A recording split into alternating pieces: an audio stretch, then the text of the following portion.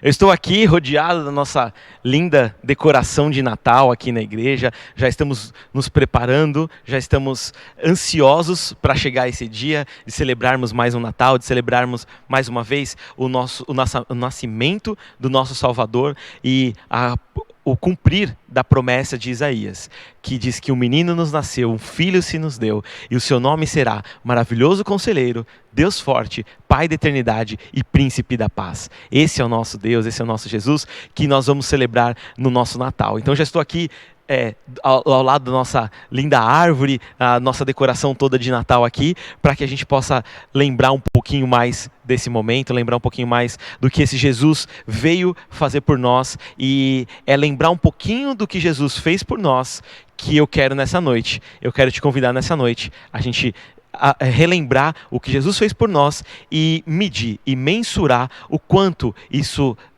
causa impacto na nossa vida, o quanto isso é importante para a nossa vida. Eu quero convidar você a abrir a sua Bíblia em 2 Coríntios, capítulo 12, versículo 9. Enquanto você abre sua Bíblia, eu quero fazer uma pergunta. Você sabe o que é um spin-off?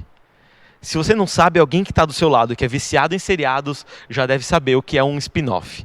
Talvez o seu filho adolescente, ou o seu irmão, alguém que está do seu lado, ou talvez você mesmo já saiba o que é um spin-off.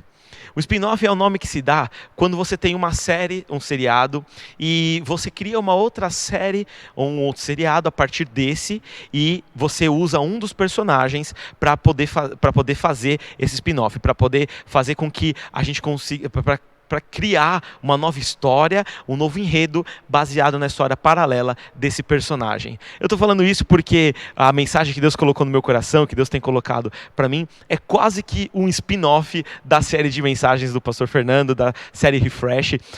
Deus tem trabalhado na minha vida, colocado os temas para eu pregar e sempre acaba casando com a mensagem que o pastor pregou antes ou no culto da quarta-feira, e hoje não vai ser diferente. O Espírito colocou no meu coração algo que ele parecido com o que colocou no coração do pastor. Então, se você não assistiu a mensagem do pastor hoje de manhã, eu recomendo você assistir no canal do YouTube. A gente está lá com a série Refresh inteirinha lá no canal, você pode assistir lá. E o pastor falou algo interessante hoje de manhã. Ele falou que o dia de ação de graças passou agora na última quinta-feira. Nós agradecemos por muita coisa. Nós temos um versículo de 2 Tessalonicenses 5,18 que diz: em tudo dai graças, porque essa é a vontade de Deus em Cristo Jesus. Mas o que o pastor falou para nós hoje de manhã é que Deus não se alegra, não tem prazer de ver você dando graças pela sua desgraça, por algo ruim que te acontece. O que Deus quer é que você tenha o coração grato por tudo que Ele faz para você. Tenha o coração grato pelo carinho e pelo cuidado que Ele tem tido contigo. E nesse dia da celebração de ação de graças, a gente sempre tem a tendência de parar para agradecer. Se você não tem esse hábito, tira um momento para você agradecer nesse dia, lembrar, ter um dia, pelo menos um dia do ano, em que você dedica esse dia para agradecer a Deus por tudo aquilo que Ele fez para você. Então, a gente tem a tendência de agradecer sempre a Deus por algo que a gente conquistou, por uma vitória, algo bom que a gente conquistou ali naquele momento. Mas a gente tem uma séria dificuldade em agradecer a Deus por coisas que que não passam uma ideia visual da bênção de Deus para nós. Vou explicar o que eu estou querendo dizer. A gente tem muita facilidade de agradecer a Deus porque a gente tem um carro novo, uma casa nova, porque a gente ganha uma promoção no trabalho. Mas não é tão fácil e tão corriqueiro a gente agradecer a Deus porque nós somos pessoas mais íntegras, porque Deus permitiu que nós passássemos pelo peso do pecado na nossa vida. Como assim, Joel? Eu tenho que agradecer a Deus pelo peso do pecado? Não.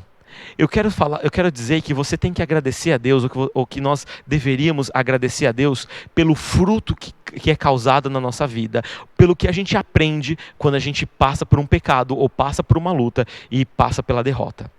A gente muitas vezes esquece que muitas vezes Deus nos permite ter uma doença, algo muito forte na nossa vida, que faz com que a gente desacelere e a gente esquece de agradecer a Deus, porque Deus nos ensinou a viver de uma maneira mais desacelerada, de uma maneira mais calma, como o vírus que nós estamos vivendo aqui. Vai me dizer que você não aprendeu nada ou não mudou em nada a sua vida todo esse período que nós estamos vivendo de quarentena, de isolamento social. Será que você pode agradecer a Deus porque Deus te tornou talvez uma pessoa mais paciente, talvez uma pessoa mais sábia durante esse período? Será que você pode agradecer a Deus porque mesmo afastado das outras pessoas, Deus te ensinou a amar mais o seu próximo? É isso que eu estou dizendo, às vezes a gente esquece de agradecer a Deus, ou de dar glórias a Deus, ou de se alegrar por algo que Deus faz para nós, quando isso não é tão visível, não chama tanto a atenção. O que Paulo está mostrando aqui para nós, o que Paulo está nos ensinando aqui, é que nós devemos aprender a sermos gratos por algo que é essencial para a nossa vida. Eu quero dar um panorama aqui para vocês do que Paulo está vivendo aqui nesse livro, na carta que ele escreve de 2 Coríntios. Eu só quero fazer uma pergunta para a galera que está aqui comigo da técnica. Eu posso mudar de câmera aqui? Posso ir para outra câmera? Muito obrigado. Eu quero conversar com você aqui mais de pertinho, mais de frente aqui, que é melhor para mim. Eu quero conversar com você sobre o panorama dessa carta de Paulo, da segunda carta de Paulo à igreja de Coríntios. Paulo está exortando a igreja de Coríntios, e como ele teve que exortar a igreja de Coríntios, né? Paulo está exortando a igreja de Coríntios porque falsos apóstolos estavam aparecendo. Se você pegar e voltar um pouquinho no capítulo 12, lá no capítulo 11, Paulo está falando contra esses falsos apóstolos, porque esses falsos apóstolos vinham com um ensinamento dizendo que Paulo pregava não era bem assim, dizendo que a autoridade de Paulo não era uma autoridade que deveria ser muito ouvida ou muito respeitada. O que Paulo está dizendo é que esses apóstolos que chegaram na igreja de Corinto estavam desviando aqueles irmãos, porque eles estavam pregando um evangelho que não era o evangelho verdadeiro de Cristo. Tudo isso porque eles diziam que tinham uma experiência com Cristo, uma experiência com Deus que Paulo não tinha. Eles viravam para a igreja de Corinto e diziam: olha, não preste tanta atenção no que Paulo falou. Presta atenção no que eu estou falando, porque eu vivi uma experiência com Deus, ou eu aprendi isso de um discípulo de Jesus Cristo, e não é bem assim como Paulo ensinou para vocês. É diferente, e eu vou ensinar o que está certo para vocês. É isso que esses falsos apóstolos explicavam e ensinavam para aquele povo, ensinavam para aquelas pessoas. E Paulo está combatendo isso. Paulo está lutando contra isso. Paulo está dizendo para eles: olha, não prestem atenção nesses falsos apóstolos. As credenciais que eles têm, o currículo deles, não é nada comparado ao meu currículo. Mas eu não vou me gloriar por causa disso. Chegando no capítulo 12, depois de Paulo falar ainda no 11 sobre todas as aflições que ele viveu, sobre toda a perseguição que ele sofreu por causa do evangelho, ele não para por aí. Ele diz: olha, eu não vou ficar querendo mostrar para vocês que vocês devem me ouvir e não esses falsos apóstolos, só porque eu sofri pela cruz de Cristo, só por tudo que eu vivi, pelos naufrágios, pelas chicotadas que eu levei. Tem mais uma coisa que eu quero falar para vocês, para que vocês aceitem de uma vez por todas e entendam a minha autoridade como apóstolo. E aí ele entra no capítulo 12, no nosso texto de hoje. Olha o que Paulo diz a partir do versículo 1 do capítulo 12. É necessário prosseguir é necessário prosseguir com meus motivos de orgulho, mesmo que isso não me sirva de nada. Vou lhes falar agora de visões e revelações que eu recebi. Paulo já começa dizendo assim: olha, presta atenção,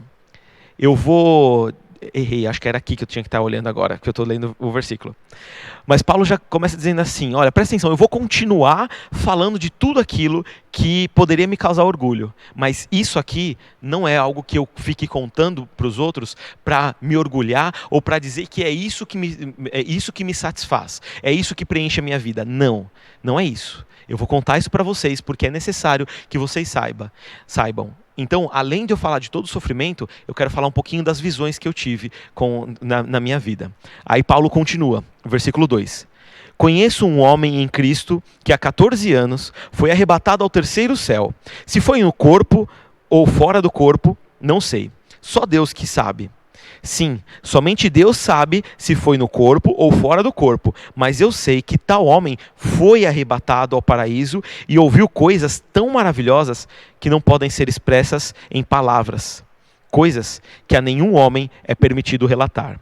Aqui nesse trecho, Paulo está falando dele mesmo. Ele está falando de algo que ele viveu, mas ele fala na terceira pessoa. Sabe aquela história, um amigo meu que viveu isso? Não, Paulo está usando a terceira pessoa, mas ele está falando dele, de uma experiência que ele viveu, que ele está usando essa experiência para confirmar e para que, de uma vez por todas, a igreja de Corinto entenda que ele é um apóstolo escolhido por Jesus.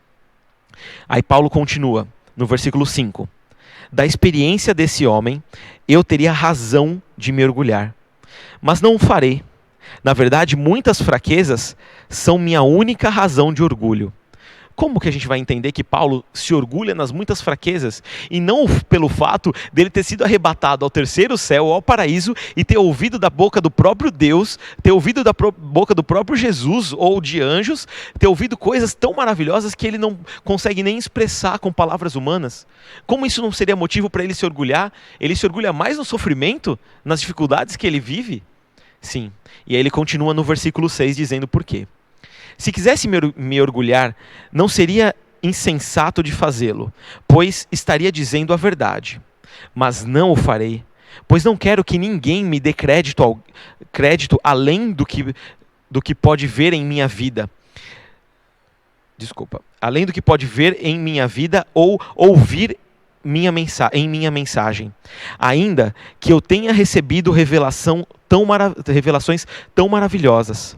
Portanto, para evitar que eu me tornasse arrogante, foi-me dado um espinho na carne, um mensageiro de Satanás, para me atormentar e impedir qualquer arrogância. Paulo está dizendo assim, olha, eu poderia me gloriar de tudo isso, eu poderia fazer com que isso fosse o suficiente para me orgulhar e para me colocar num status muito acima de vocês, ou muito acima de qualquer outro apóstolo. Eu poderia usar tudo isso para me orgulhar. Mas eu não vou fazer isso. Eu quero que vocês prestem atenção, não na minha história, porque Paulo demorou 14 anos para revelar algo tão maravilhoso. Paulo demorou 14 anos para revelar que ele viveu essa experiência. Por quê? Porque ele não queria que o testemunho dele como apóstolo viesse de uma única experiência. Ele queria que o testemunho dele como apóstolo viesse da vida dele e da mensagem que ele pregava.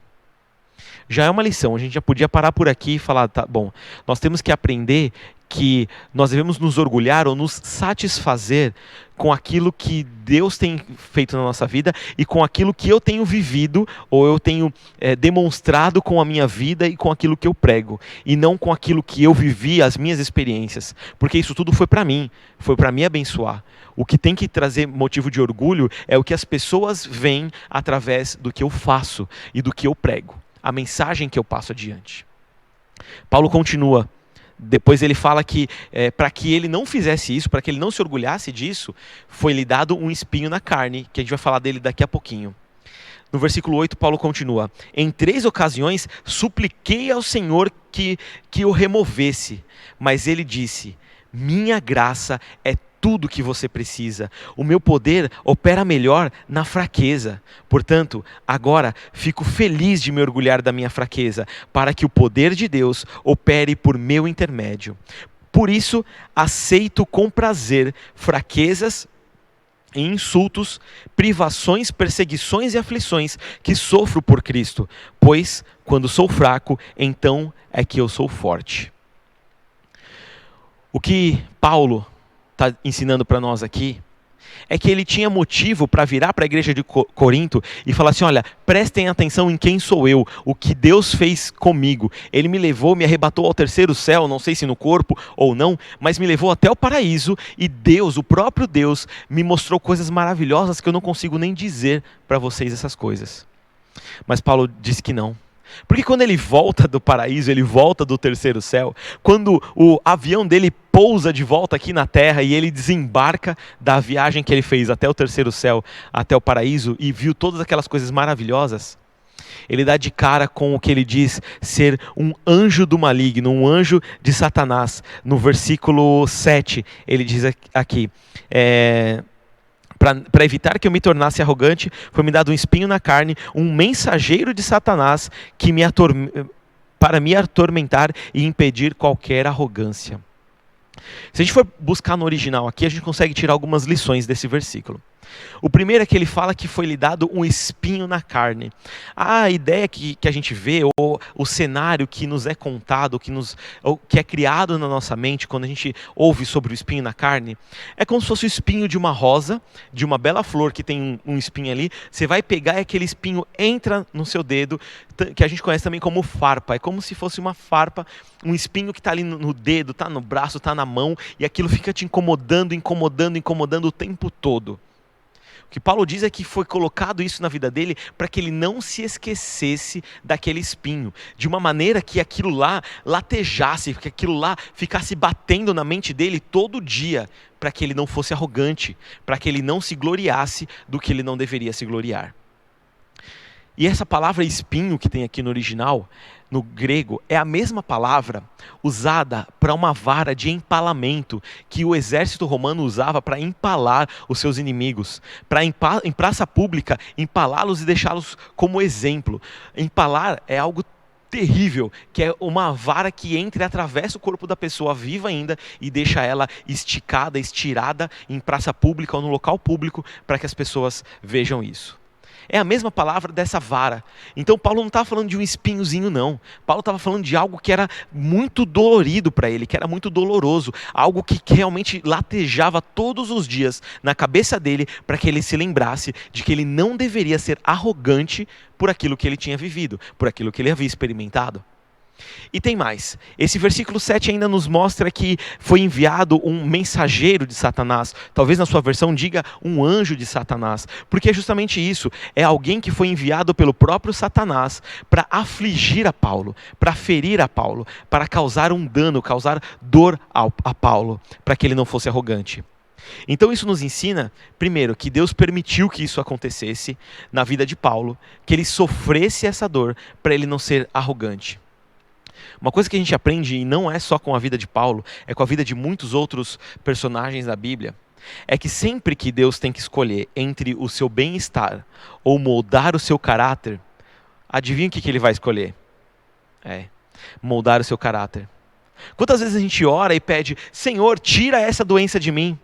Mas se Deus tirar essa doença de você, Ele não vai moldar o seu caráter como é necessário, para que você não seja uma pessoa arrogante. Quantas vezes nós oramos e dizemos, Senhor, faça com que o meu chefe seja demitido e que eu ocupe o lugar dele. Talvez Deus precisa te ensinar a ser mais humilde, ser mais submisso, antes de você ocupar um lugar maior na sua empresa. Quantas vezes a gente ora e pede para Deus, Senhor, me dê aquele carro do ano, me dê uma casa nova, me dê uma promoção no trabalho, me tira dessa vida miserável de pobreza que eu vivo. E Deus fala que não, porque Ele está moldando o seu caráter, para que você seja mais parecido com Cristo. Então sempre que Deus tiver que escolher entre o seu bem-estar e moldar o seu caráter, Ele vai moldar o seu caráter para ser mais parecido com Cristo. Ainda não estou dizendo que você tem que se orgulhar porque você está sofrendo.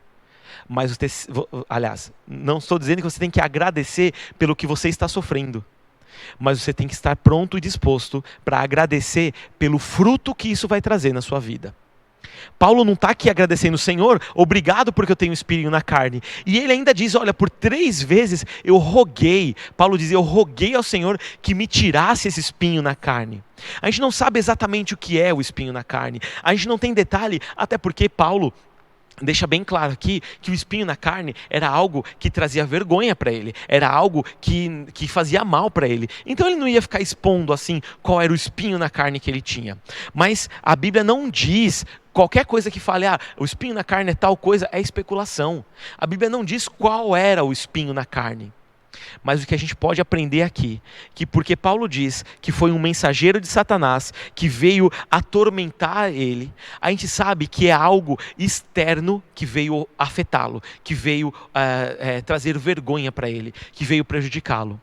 Muita gente diz que pode ser as cicatrizes que Paulo carregava por causa de tanto sofrimento que ele comentou ali no capítulo 11, um capítulo antes. Tem muitas especulações sobre o que fosse o espinho na carne. Mas a gente sabe de 2 coisas. Primeiro, isso não era bom, não era agradável para Paulo. E segundo, isso moldou o caráter de Paulo para que Paulo fosse mais parecido com Cristo. A gente tem a tendência de acreditar que todo sofrimento que a gente vive vem do maligno, provém do maligno. Aqui nós estamos vendo que o sofrimento de Paulo proveio do maligno, mas com a ciência e a soberania de Deus por trás de tudo isso. Deus permitiu que Paulo passasse por aquilo para que ele não fosse arrogante, para que ele pudesse ter o caráter dele moldado ao caráter de Cristo. Então por que eu ou você, simples mortais, achamos que a nossa dor e que o nosso sofrimento é muito maior do que a dor e o sofrimento do meu irmão? Muitas pessoas deveriam chorar porque eu estou sofrendo. Porque nós deveríamos acreditar que o nosso sofrimento é coisa do inimigo e que eu tenho que orar e repreender em nome de Jesus para que o meu sofrimento acabe, para que aquilo caia, porque isso não vem de Deus. O que nos resta, como cristãos, como pessoas que querem ser moldadas pelo Espírito Santo, é olhar para o nosso sofrimento, olhar para o nosso espinho na carne e entender que não importa de onde veio aquele espinho, Deus é soberano sobre aquilo e que enquanto for preciso, Deus vai usar aquilo para moldar o seu caráter, mas assim que for possível, Deus vai te aliviar. O que Paulo diz é que ele rogou 3 vezes ao Senhor. A primeira vez ele roga e fala: Senhor, tira de mim esse espinho na carne, e Deus fica em silêncio. A segunda vez, Paulo roga de novo: Senhor, tira esse espinho da carne, e Deus fica em silêncio. Paulo precisa rogar a terceira vez, porque Deus não disse nada na primeira, não disse nada na segunda vez. Então Paulo vai lá e roga a terceira vez: Senhor, tira esse espinho na carne. Versículo 8, ele diz assim: em 3 ocasiões supliquei ao Senhor que o removesse, mas ele disse... Olha que coisa linda, olha que versículo maravilhoso. A versão que eu estou lendo é a NVT, a nova versão transformadora. Diz assim: minha graça é tudo que você precisa. Essa é a resposta de Deus para Paulo. A minha graça é tudo que você precisa. Meu poder opera melhor na fraqueza. E Paulo responde: portanto, agora fico feliz de me orgulhar nas minhas fraquezas, para que o poder de Deus opere por seu intermédio. Será que pelo menos o começo desse versículo não é algo familiar para você? Eu não sei você, mas eu já vivi muitas vezes na minha vida momentos em que eu roguei a Deus para que Deus tirasse algo ruim da minha vida ou impedisse que algo ruim acontecesse, mas Deus se manteve em silêncio. Aí eu fui lá e orei de novo e supliquei a Deus: Senhor, muda o quadro da minha história, muda isso na minha vida. E Deus permaneceu em silêncio.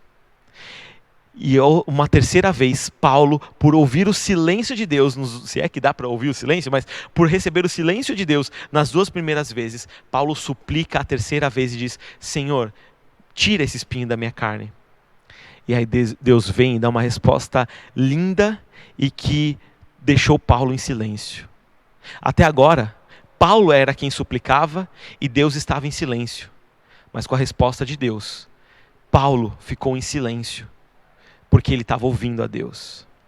Quantas vezes a gente não ouve a Deus quando a gente suplica a primeira vez, não ouve a Deus quando a gente suplica a terceira vez, e quando Deus vai falar, a gente não consegue ouvir a Deus porque a gente está falando e não consegue ouvir o que Deus quer. Eu vi um pregador falar que ele estava pregando sobre Mateus 6, falando sobre a oração do Pai Nosso. E na oração do Pai Nosso, ele explicou lá e falou que Deus já sabe o que a gente vai pedir, que Deus já sabe os desejos do nosso coração. E aí um membro da igreja dele virou para ele e falou: pastor, se Deus sabe o que eu vou pedir para ele, então eu não preciso mais orar, certo? O pastor respondeu para ele: bom, se a sua oração é simplesmente um balcão de pedidos para você pedir tudo o que você quer para Deus, então nem precisava ter começado a orar. Agora, se a sua oração é um momento onde você vai abrir o seu coração para Deus e esperar que Deus te responda, esperar a resposta de Deus, ouvir a Deus, buscar a resposta de Deus na palavra, então a nossa oração, a nossa súplica tem muita razão de existir.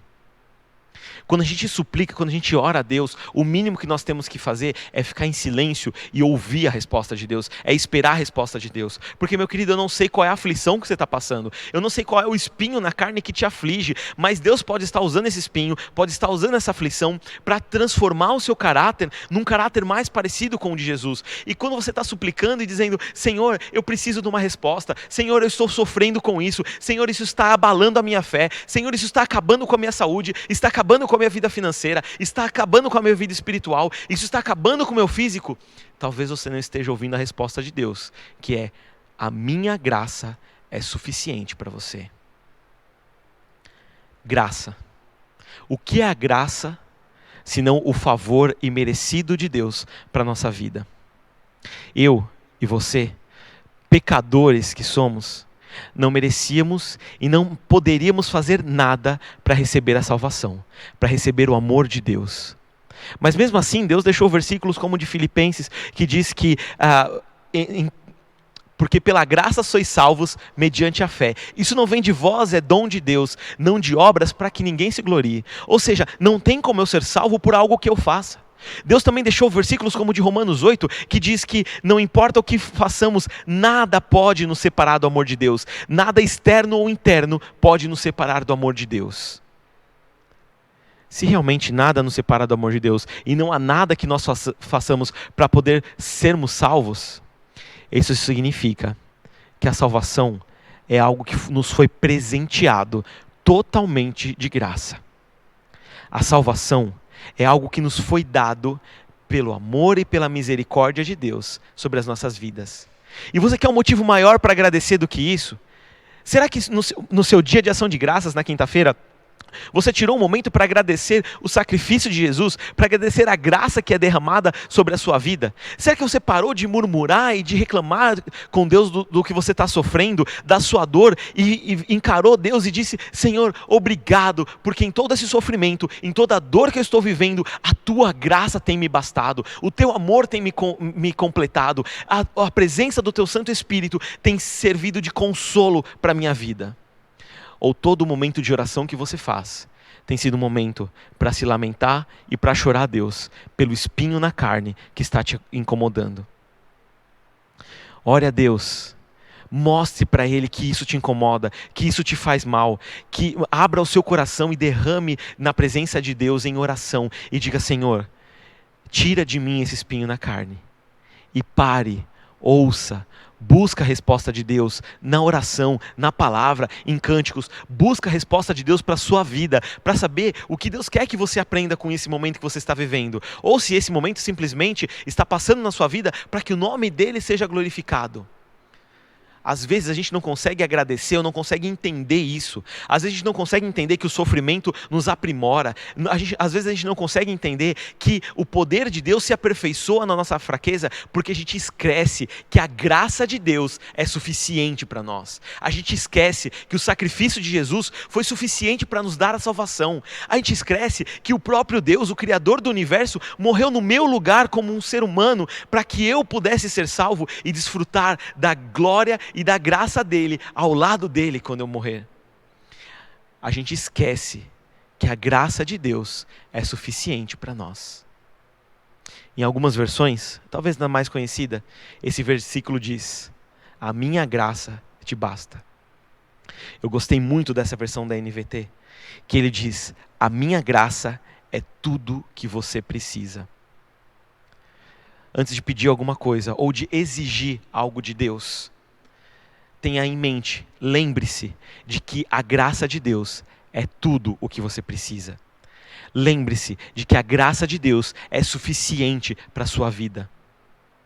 Nunca, em hipótese alguma, duvide da graça de Deus sobre a sua vida, porque sempre é a graça que vai te bastar. Enquanto você se sentir suficiente com a graça de Deus, você vai saber que o espinho que está te incomodando, que está te afligindo, é um espinho que pode ser removido da sua carne e te tornar alguém com um caráter mais parecido com o de Cristo. Você vai saber que essa doença que você está passando, essa dificuldade financeira que você está passando, ou vai saber que o problema no trabalho que você está passando, tudo isso são coisas que não vão mudar você, porque a graça de Deus é suficiente para você, mas que o seu caráter será transformado por esse momento, por causa da graça que te é suficiente.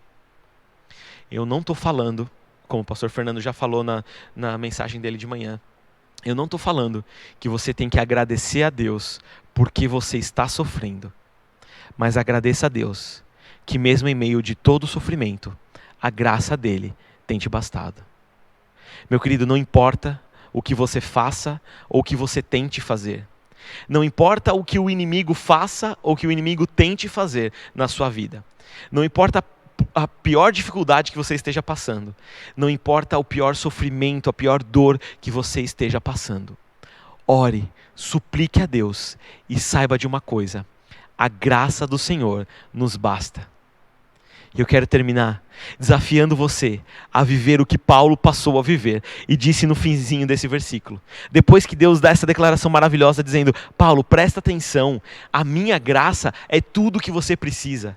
Então Paulo completa no versículo 9: portanto, agora eu fico feliz de me orgulhar nas minhas fraquezas, para que o poder de Deus opere por meu intermédio. Por isso, aceito com prazer fraquezas e insultos, privações, perseguições e aflições que sofro por Cristo, pois, quando sou fraco, então eu sou forte.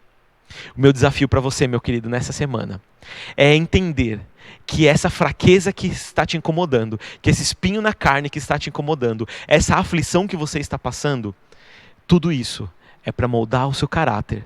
Mas não importa qual for essa aflição, a graça de Deus tem que ser suficiente na sua vida.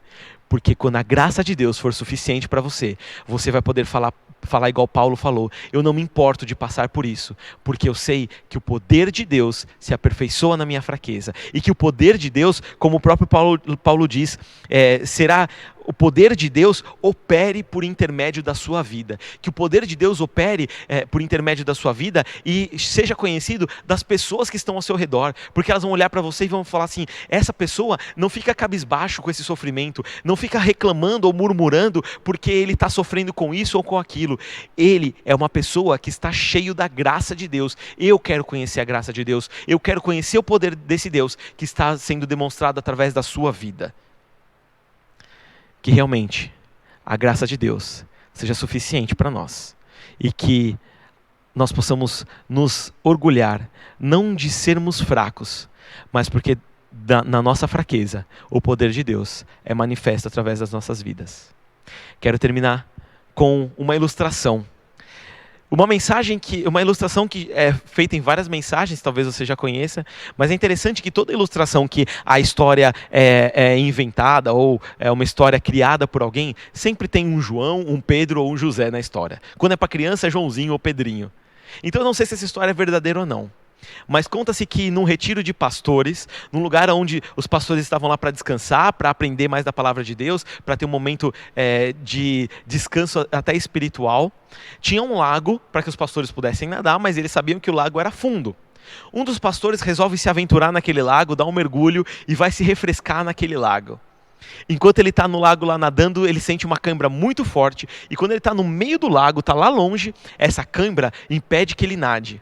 Aí ele começa a se afogar, começa a afundar e começa a se debater lá no meio do lago. Então eles se juntam ali, os pastores em volta, e agora o que a gente vai fazer? Eles lembram do pastor João que estava lá no canto, que o pastor João tinha sido campeão de natação na juventude, na adolescência, e que agora era pastor. Chamaram o pastor João: vem aqui, olha, o outro pastor ali, o pastor Pedro, está se afogando, ajuda o pastor ali no meio do lago. O pastor João, nadador condecorado, com medalhas, para na beirada do lago, vê lá o pastor Pedro se afogando, cruza os braços e fica esperando. Os outros pastores ficam admirados, ficam olhando: e aí, ele não vai fazer nada? E aí o Pedro lá se debatendo, lutando com todas as forças dele. Quando ele não aguentava mais, aí ele começa a afundar, as últimas bolinhas começam a subir. Aí o pastor João descruza os braços, dá aquele mergulho no lago, nada até o meio do lago, traz o pastor Pedro para a borda, e o pastor Pedro fica bem e se recupera do afogamento. E aí, obviamente, eles vão perguntar ao pastor João: por que não foi lá e salvou ele antes? Salvou ele enquanto ele estava ainda se debatendo? O pastor João fala: porque enquanto ele estava se debatendo, enquanto ele tinha forças para se debater, ele ia afundar a ele e a mim. Quando ele estava fraco, eu pude ajudá-lo. Eu pude ir lá e tirá-lo da aflição que ele estava. Muitas vezes a gente fica se debatendo e tentando confiar nas nossas próprias forças, porque parece que o espinho na carne é duro demais para suportarmos, ou que parece que Deus não tem controle sobre isso na nossa vida.